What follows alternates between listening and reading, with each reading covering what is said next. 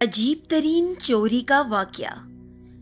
ایک نہایت شاطر اور ماہر چور نے چوری کی خاطر مہنگا لباس زیب تن کر کے معزز اور محترم دکھائی دینے والے شیخ جیسا حلیہ بنایا اور صرافہ بازار میں سنار کی ایک دکان کے اندر چلا گیا۔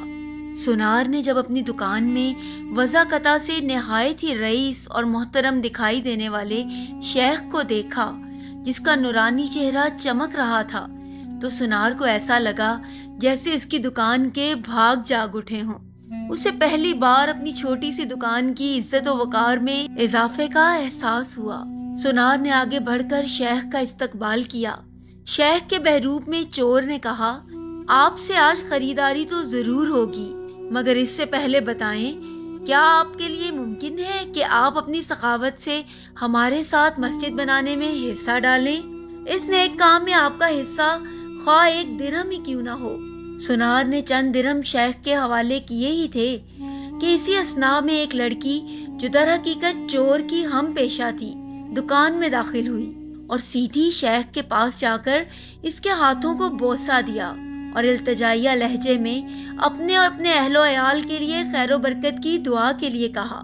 سنار نے جب یہ منظر دیکھا تو اس سے رہا نہ گیا اور معذرت خواہانہ لہجے میں کہنے لگا، اے محترم شیخ، لا علمی کی معافی چاہتا ہوں، مگر میں نے آپ کو پہچانا نہیں ہے۔ لڑکی نے یہ سن کر تعجب کا اظہار کیا اور سنار سے مخاطب ہو کر کہنے لگی، تم کیسے بد نصیب انسان ہو، برکت، علم، فضل اور رزق کا سبب خود چل کر تمہارے پاس آ گیا ہے اور تم اسے پہچاننے سے قاصر ہو۔ لڑکی نے شیخ کی طرف اشارہ کرتے ہوئے کہا کہ یہ فلاں علاقے کے مشہور و معروف شیخ ہیں جنہیں خدا نے کثرت علم، دولت کی فراوانی اور ہر قسم کی دنیاوی نعمتوں سے مالا مال کر رکھا ہے۔ انہیں انسانوں کے بھلے کے سوا کسی چیز کی حاجت نہیں ہے۔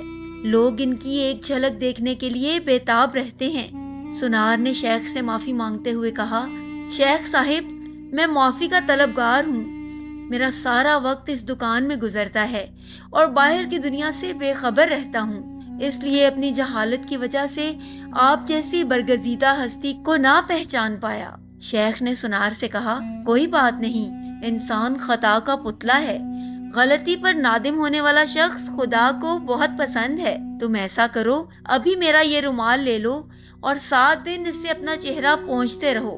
7 دنوں کے بعد یہ رومال تمہارے لیے ایسی برکت اور ایسا رزق لے آئے گا جہاں سے تمہیں توقع بھی نہ ہوگی۔ جوہری نے پورے ادب و احترام کے ساتھ رومال لیا، اسے بوسہ دیا، آنکھوں کو لگایا، اپنا چہرہ پونچھا، تو ایسا کرتے ہی وہ بے ہوش ہو کر گرا۔ اس کے گرتے ہی شیخ اور اس کی دوست لڑکی نے سنار کی دکان کو لوٹا اور وہاں سے فوراً رفو چکر ہو گئے۔ اس واقعے کو جب 4 سال گزر گئے اور سنار رو دھو کر اپنا نقصان بھول چکا تھا، تو 4 سال کے بعد پولیس کی وردی میں ملبوس 2 اہلکار سنار کی دکان پر آئے۔ ان کے ساتھ وہی چور شیخ تھا جس کو ہتھکڑیاں لگی ہوئی تھی۔ سنار اسے دیکھتے ہی پہچان گیا۔ ایک پولیس والا سنار کے پاس آ کر پوچھنے لگا، کیا آپ اس چور کو جانتے ہیں؟ کیونکہ آپ کی گواہی سے ہی قاضی اسے سزا سنا سکتا ہے۔ سنار نے کہا، کیوں نہیں، اس نے فلاں طریقہ واردات سے مجھے بے ہوش کر کے میری دکان لوٹ لی تھی۔ پولیس والا شیخ کے پاس گیا اور اس کی ہتھکڑی کو کھولتے ہوئے کہنے لگا، تم نے جس طرح دکان لوٹنے کا جرم کیا تھا، ٹھیک اسی طرح وہ ساری کارروائی دہراؤ تاکہ ہم طریقہ واردات کو لکھ کر گواہ سمیت قاضی کے سامنے پیش کر کے تم پر فرد جرم عائد کروا سکیں۔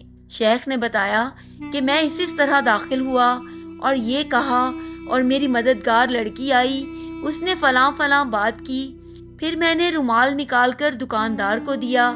پولیس والے نے جیب سے ایک رومال نکال کر شیخ کو تھمایا۔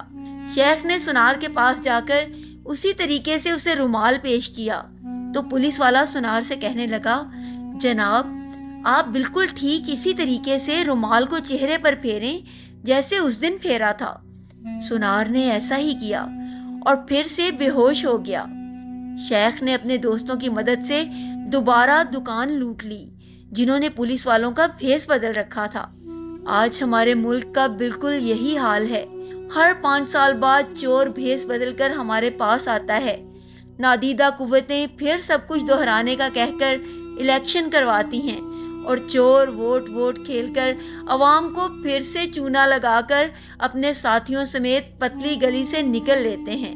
ہر دفعہ ایک نیا منظر، ایک نیا لباس، نیا بہروپ، نئی شکل اور نیا حربہ، جس سے عوام دھوکہ کھا کر اعتبار کرتی ہے اور آخر میں ساتھیوں اور ہمدردوں سمیت نکلتا وہی چور ہے۔ امید ہے آپ کو آج کی ہماری کہانی پسند آئی ہوگی۔ ایسی ہی خوبصورت کہانیوں سے لطف اندوز ہونے کے لیے ہمارے چینل کو سبسکرائب کیجیے۔